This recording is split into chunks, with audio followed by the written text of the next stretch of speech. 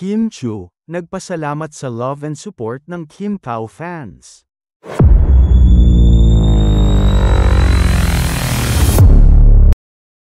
Minsan pang pinatunayan ni Kim Chiu kung gaano ito tumatanaw ng utang na loob sa kanyang mga tagahanga at supporters nila ni Paolo Avellino o tinatawag na Kim Pao.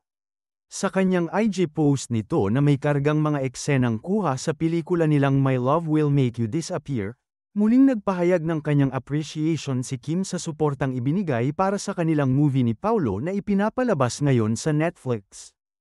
Ang thank you post ni Kim ay para sa rangkang ng nabanggit na movie nila, kung saan pumwesto ito sa top 7 worldwide para sa noon English films.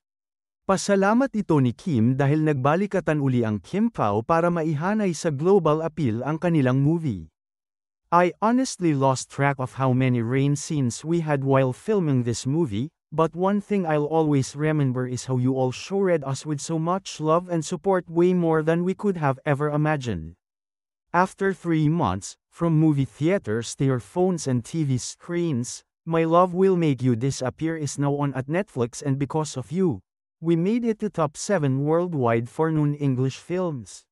Maraming salamat po. Thank you for crying with us, loving with us, and for embracing this story with so much heart. It's been a journey I will forever hold close to mine. Every message, every share, every word of appreciation, it means more than you know. To everyone who believed in us from the very beginning, no words, just the deepest thank you. You made this happen. Pinasalamatan din ni Kim ang bumubuo ng production.